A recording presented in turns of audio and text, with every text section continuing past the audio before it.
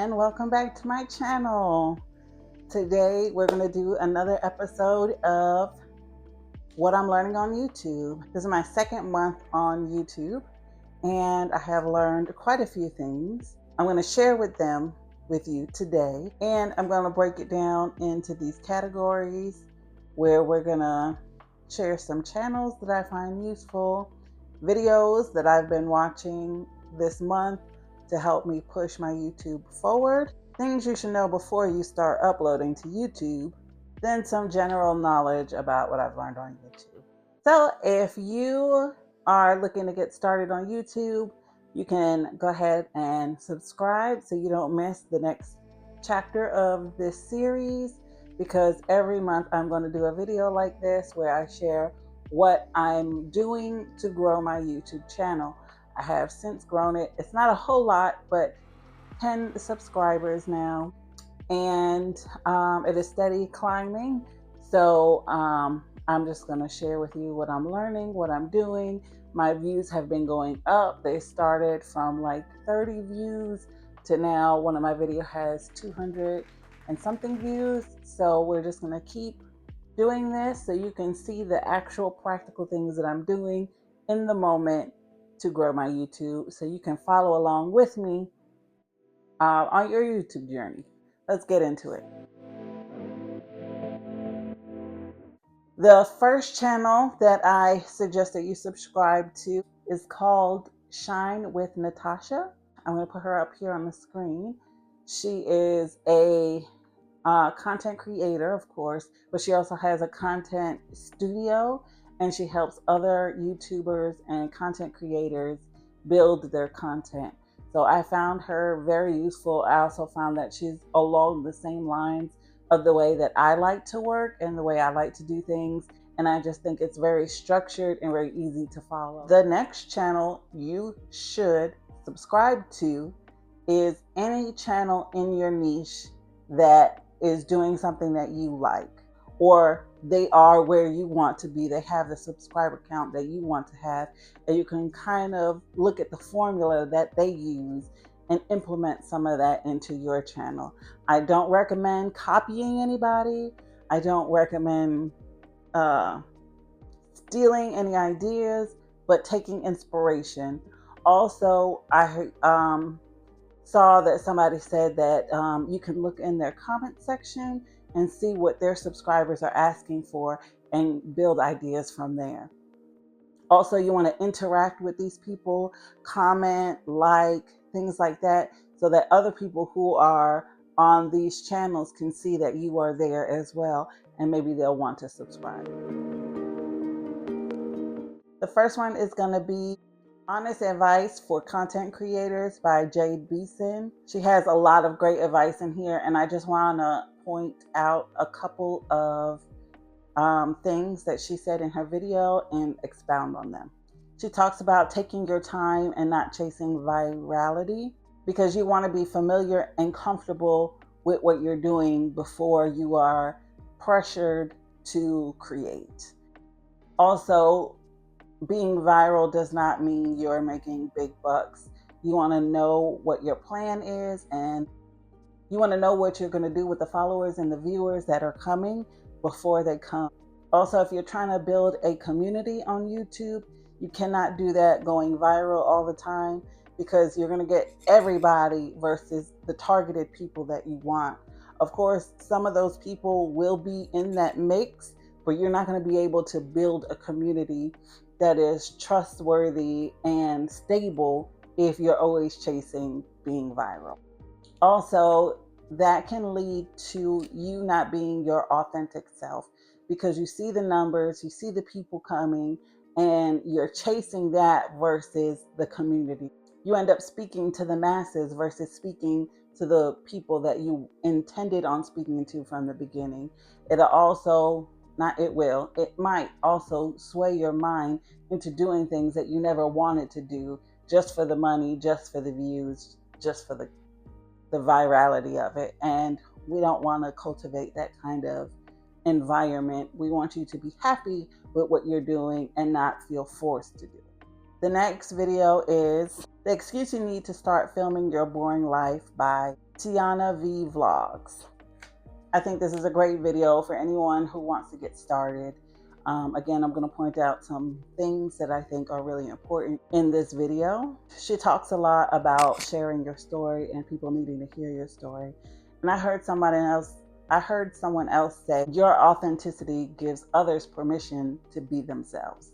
Even if you don't have a story to tell, showing up as yourself can give somebody the boost that they need to show up. You can influence someone who has a story, someone who has something to share that's grand. You can be the one to influence that person to showing up. When people see authenticity, they kind of draw to it, whether they know it or not, and it will influence that one person that's sitting in the corner saying, I don't want to tell my story, even though I know it will help other people. Even though you don't have a story to tell, you showing up might spark them and give that the extra push and the boost that they need to be confident enough to stand up and share their story.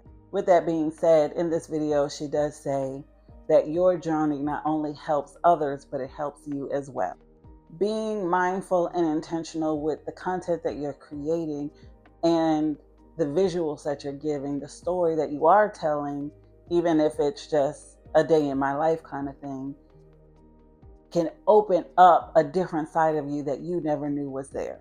Maybe you find yourself being more outgoing than you thought you'd be. Maybe you find yourself being louder than you thought you'd be. Maybe you find yourself being more creative than you ever thought you were capable of being. But you'll never open up that part of you until you start doing it. And it almost gives you permission to yourself to do more and be more, especially if you see the views behind it, the likes and the comments saying, I'm enjoying this. Now, I haven't gotten a whole lot of comments on my videos, but people outside in real life are coming to me saying, I love your videos. Keep going. This is inspiring. I'm loving the content that you're giving. And that's boosting my confidence to keep going. Starting the process releases the things we have hidden deep inside of us. Even confidence. In my Q&A video, which I'll link up here, one of the questions I got was, what is one thing that surprised you the most about YouTube? And for me, it was a confidence boost. I did not think that I would feel more confident making videos. I thought being on video, I would feel less confident. I'd be more judgmental. But I found myself looking at myself going, oh, I actually feel pretty in this video. I actually look good in this video. Oh, I'm not even thinking of myself in the way that I normally judge myself in the mirror. I don't know what it is about the camera. The next video that I recommend is called How to Get Monetized Fast on YouTube, again by Jade Beason. I have nothing to add to this video, nothing to point out. I think everything in this is great and she explains everything perfectly. I will say that she does sell Riverside very well, and I am thinking about in my next month on YouTube trying out Riverside because editing has been the hardest for me. Not that editing is hard for me, but it's taking the longest amount of time. I usually do it while my daughter is sleeping, and I find that I'm not getting enough sleep because I'm editing, and then I'm not as productive as a mother in the morning because I'm tired. So the way she sells Riverside, I might have to try it. The next video is video content is changing. My video content predictions for 2025 by Shine with Natasha. And this is a great video for format video ideas on how to format your videos, what to do in your video. And the next one is my content day workflow for batching a month of content by Shine with Natasha. And this is a great video. It goes along with my scheduling video and my other YouTube video where I make it a point to say to schedule your content creation, schedule your content and things like that. Now we're going to go into things you should know before you start your YouTube channel. Even though if you're following along with me, maybe you started it already. but we might be on a pace where we can restart, because the first point that I want to make is a very big point, which is not using your main account to start your YouTube channel. I think that you should separate and have a separate account for your content creation on YouTube versus your viewing main channel. This way you can curate the likes, the playlists, your what you're viewing on that channel can be more curated to what you're doing on that channel and what you want to express to your audience. So I can keep my general YouTube experience the same and then curate a different one on another channel that better aligns with what I'm doing on YouTube. And of course, before you start, you want to make sure you have a schedule. And I keep pressing this because it makes a difference on how you show up on your content and in your everyday life. Have a schedule of what you want to do, what you intend on doing, how often you want to post, how much time you want to dedicate to making content, creating content, brainstorming, researching, things like that. Have a mind of what you want to do already before you start YouTube. This is key to staying consistent from the beginning.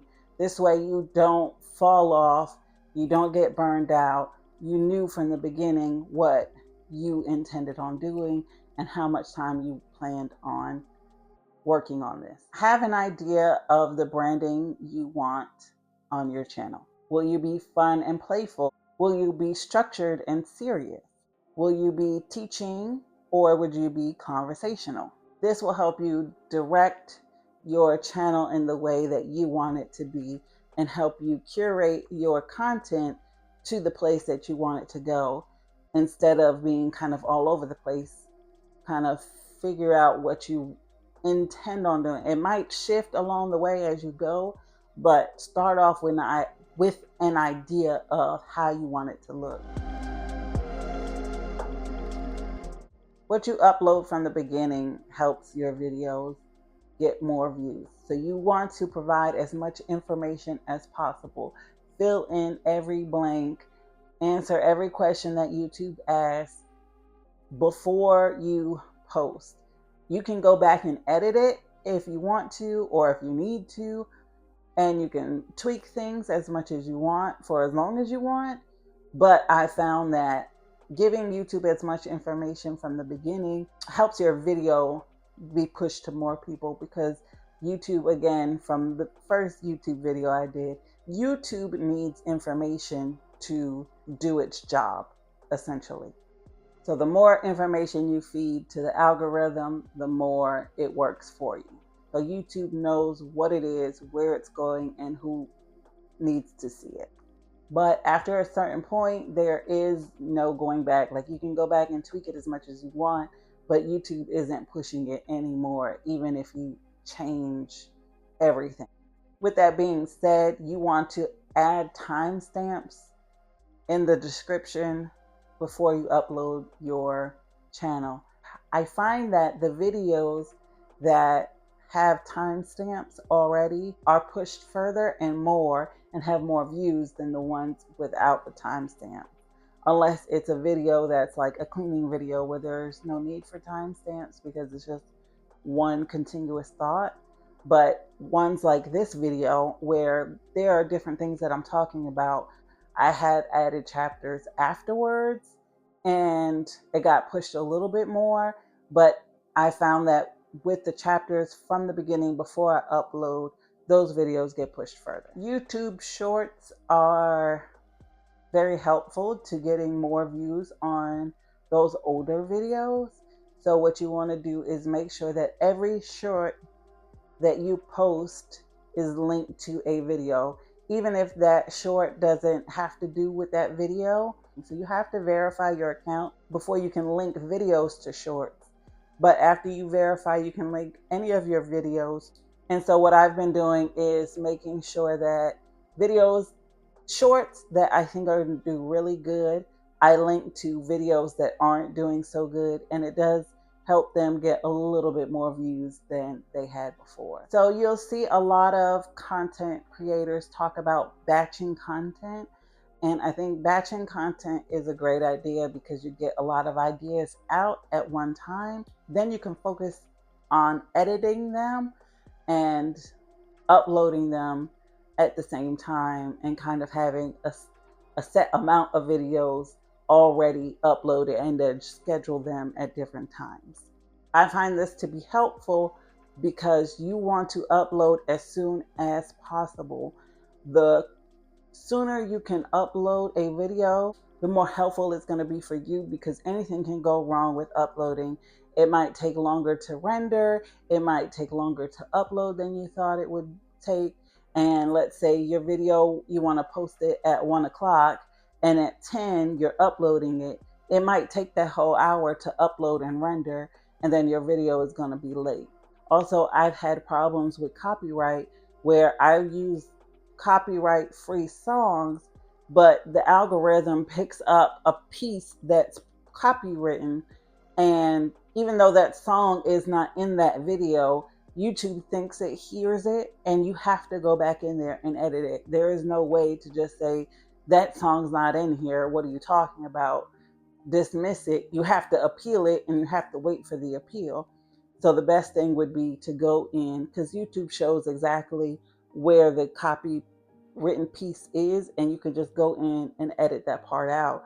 But then that, again, you have to re-upload it and redo it, and you have to wait that time.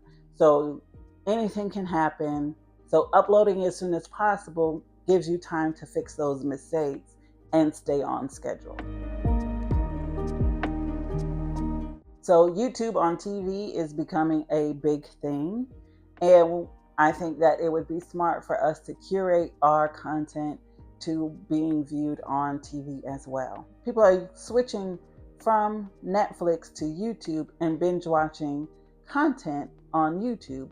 So we want to be a creator that is bingeable and have content that is bingeable, so that people who are making the switch can actually get on there and feel comfortable. It also means thinking about the way we make videos differently. We can watch series on YouTube that are more documentary type, because this is more of a documentary type view. Even if it's not a documentary, this is what a documentary would look like, and kind of take cues from them on how we can create our content and make it more appealing to people who watch on TV. You want to think about the composition of your video and how it would look on larger screens. Then part of your research is you want to watch YouTube on the TV and see what it looks like. Find out what you like about it, of different videos. Find out what you don't like when certain thing pops up. Do you like the way that looks? Do you not like the way it looks? You might not even think about it on your phone, but on a larger screen, you might really dislike it, and take that into consideration when you're creating your content. With that being said, don't forget about market research. Look, watch, and absorb other content that is like yours, so that you can get a feel of what other people are enjoying about this kind of content, and seeing what works best, what videos are doing the best in this category, and then taking ideas from that. You want to be flexible and try new things. See what works for you, see what doesn't work. Some people say quality over quantity. Try that. Try quantity over quality. See what fits your style the best. See what fits your audience the best. You want to play with YouTube while you have a smaller audience. Once you have a larger audience, they're going to expect structure from you. They're going to expect a certain type of thing from you. And you want to curate what that will be before they get here. Trying to follow someone else's flow is going to lead to burnout and disinterest on your end faster. So you want to be more authentic to yourself and get into your own flow, which again, I've already mentioned, but these are the things that really you have to understand before you get into YouTube because if you don't get into YouTube with this mindset, you're going to be all over the place. When I first started YouTube, I was posting less often, and then I ramped it up in the second month and was doing a lot more. And I found that that does not work for me. I want to go back to doing less content because I feel rushed, I feel pressured, I feel like I'm trying to hurry up and make content. And so my ideas aren't really thought out as well as I want them to be. And some of the videos, I do enjoy the videos that I'm making, but I feel like if I had more time to think about it, I would add more things, I would record differently, and I would add more to it, even in editing. But because I set a time schedule for myself that's pretty quick, I haven't been able to do that. So since I want to be happy with the content that I'm creating, I'm going to step back and go slow again. And I started doing more content because I'm a stay-at-home mom and I have all the time in the world. But even with that, I don't have enough time because I still want to be involved with my children and with my husband and in my home and create content. And doing this schedule the way I have it has just been too much. But I wouldn't know that if I never tried it. So the moral of the story is to try and see what works for you. Don't sit on your ideas. When you have an idea, hone in on it. Go ahead and start brainstorming, get all the creativity for it out, film it, edit it, post it. Because what I find is, especially if you're getting more and more ideas, the longer you sit on the idea from before, the less interest you have in it. And the less you want to edit it, the less you want to deal with it, the less you want to talk about that topic because your mind has moved on to other things. And I don't know if I said this before or not, but it's worth saying again. Don't view your content as yourself. You want to look at yourself outside of yourself. You want to view your content as if you were viewing another creator's content. If you wouldn't judge someone else for something, then do not judge yourself for it. If you are not nitpicking other people's content, then don't nitpick your own content, because you will stifle yourself trying to chase perfectionism.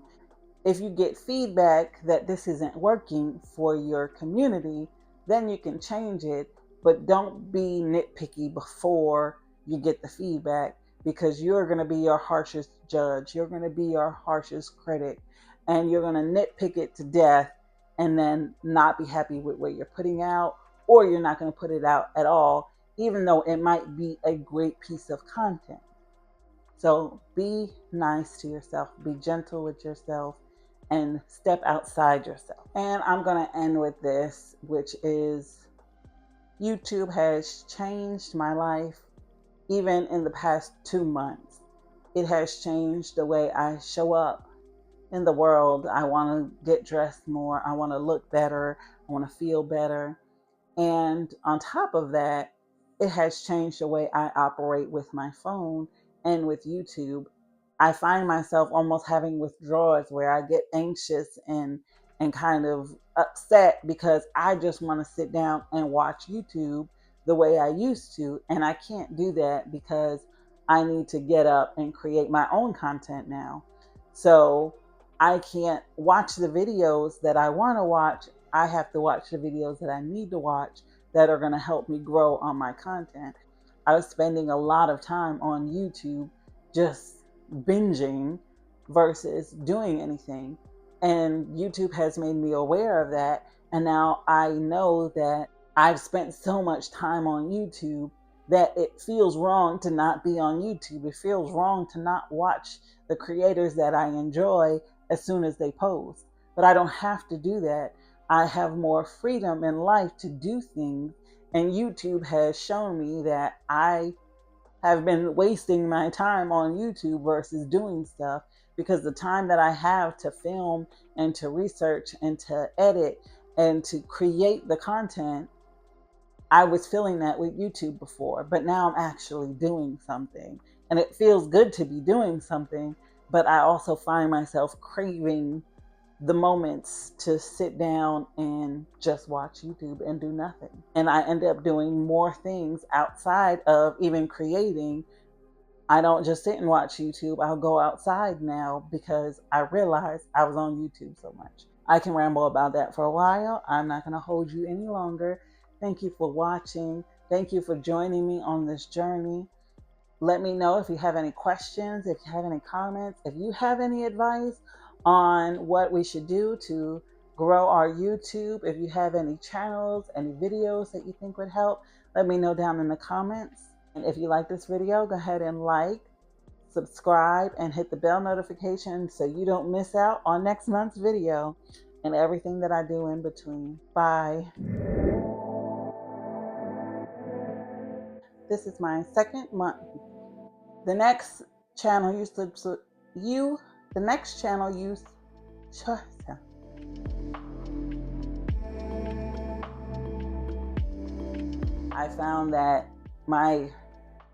I found that it's hard to talk to the camera without somebody giving me feedback. I need feedback so I know what to say next.